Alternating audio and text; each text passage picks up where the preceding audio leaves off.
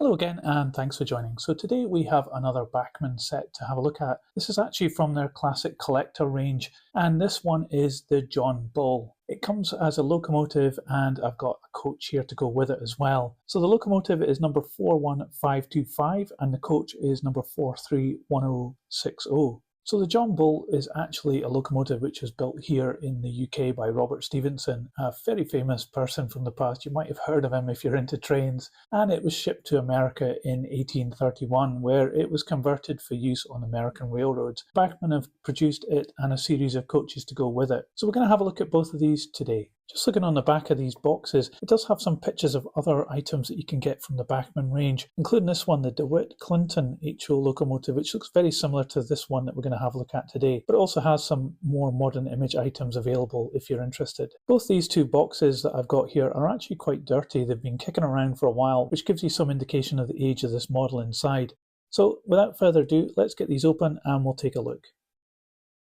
Here is the set out of the packaging, and there's two things that I noticed straight away, and that is that this locomotive doesn't actually have a motor inside the locomotive, it's in the tender. So this is actually tender driven, all the weight is here, and this is just being pushed along as well, it's free moving. The other thing I noticed was the decoration of this coach. It seems rather dull, especially when you compare it to the box art, which makes it look quite bright and colourful, but what we seem to have got is a rather dull looking coach here. I'm not sure whether that's just aged and lost its colour over time, but there's a clear difference between what is on the box and what you actually get. But without doubt, one of the things that really catches your eye here is the unusualness of this set. The locomotive is really quite a cool looking thing. It's got a tender unlike anything I've seen as well, and even the coach looks really quite unusual as well. So let's have a closer look at this. We'll start off with the locomotive. So as I said, this is just being pushed by the tender, so these wheels are free rolling. You have a sprung front part which has got a really tiny spring here which holds this down onto the track, and it has this animal catcher piece at the front which looks almost like a snowplow sticking straight out here. This is just a plastic piece. This is also plastic, and the wheels here are plastic as well. Quite free rolling, and they have a bit of movement side to side as well. And then when you come to the locomotive, the main surround, this green part here, is just a plastic moulding which wraps around everything else. The wheels aren't particularly free rolling, they're very chrome and they look quite good, but they're not as free rolling as they could be. The main part of the locomotive has got this really characterful chimney with this splayed open part at the top, this really quite extensive lamp on the front here with a piece of glazing on it. That's all very frosted as well. I think it might have been caused when it was fitted in there and glued in from the factory, but it does have this really tiny little part added on the top which really looks quite nice. We've also got extra parts added on like this pipework here. You will notice though that it does have some glue residue down there on the side of the boiler, which is really not good at all. There is some nice detail on the front of the boiler there with hatches, brackets and rivets, and also what is nice is the main part of the boiler which really looks quite characterful in that brown colour with the ribs on it representing, I guess, wood. But I think the finish isn't too good. You can see it just here underneath this part where the paint just isn't quite right. It also has this part here which is added on. I think that might actually be made of metal, and we've got some other parts here. This part's part of the main moulding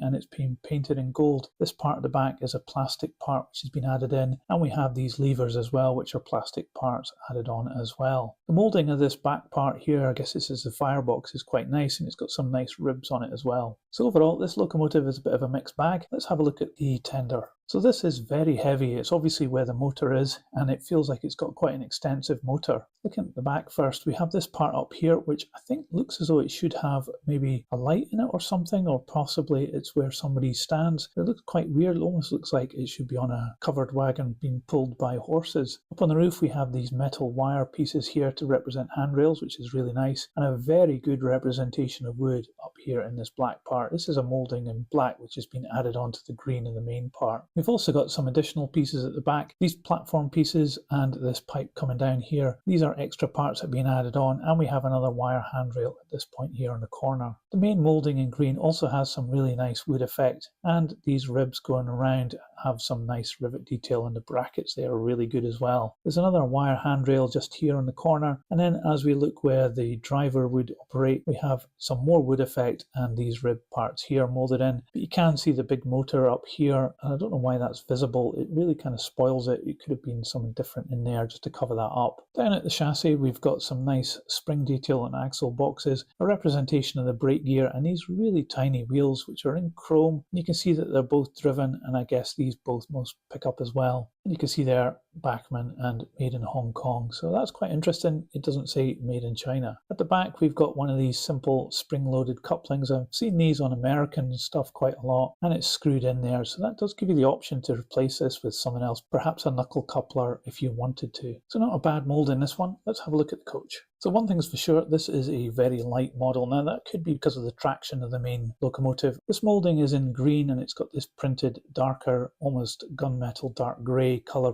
over the top of it, and that's actually being applied really well. The windows on this are quite interesting because they're so small. It does have some glazing there in yellow. I'm not sure if that was meant to be tinted or whether it's just aged over time. And also it's not flush fit at all. It does look quite characterful when the light shines through it. There is an interior in this coach, but you can barely see it through these little tiny windows. At each end we've got this very characterful arched handrail, some steps moulded into the main chassis, and some indication of planking up there on the little veranda. Nice detail on the end of the coach here. We've got some windows and this green and black. Further down we've got this bracing moulded into the chassis part.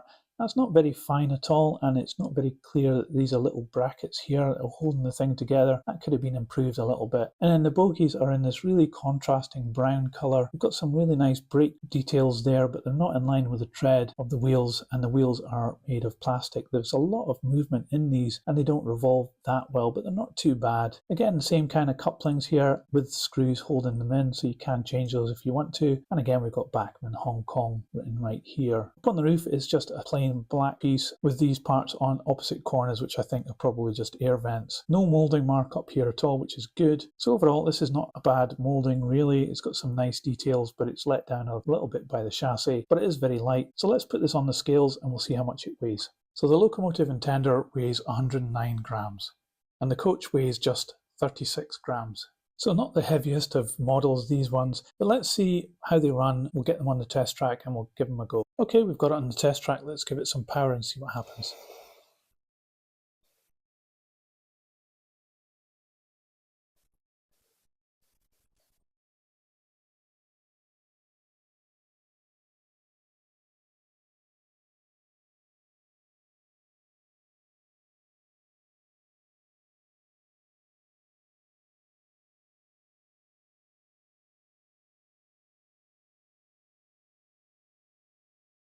Well, that was really surprising. It runs really well just for having a little four-wheel tender-driven locomotive, and all the pickup and drive happens on that same thing. It just worked really well, which is really quite surprising. So this Bachmann rendition of the John Bull locomotive and its match coaches is really quite a characterful set, and it looks quite cool as well. There are some obvious build qualities here, like the glue on the boiler, badly applied colour in places, and some of the parts feel a bit plasticky as well. It's a real shame because this is such a characterful little locomotive and the mechanics seem to work really well. There's a lot that can be done to this locomotive and the coach to make it a lot better as well. Some more additional detailing and maybe some painting of the plastic just to make it look a bit more realistic. And of course, a footplate crew would really help to enhance this locomotive and take it to the next level. But just out of the box, it's got so much character and appeal, and it performs pretty good as well, so it's quite an interesting thing to have. I would definitely recommend this if you can find it. You will have to look on the second-hand market now, but it's such a wonderful little thing to have, and it's so different from the normal Flying Scotsman and diesel locomotives that you get that it's bound to raise a smile anytime you put it on your model railway layout. So therefore, I think this would be a great purchase to get, but it obviously comes with some limitations. So let me know what you thought about my analysis of this model in the comments below. I'd love to know what you think. And also, if you enjoyed this video, please give it a thumbs up. It really helps this channel grow. I'll put this on the turntable so you can see all the way around, but that's it for today.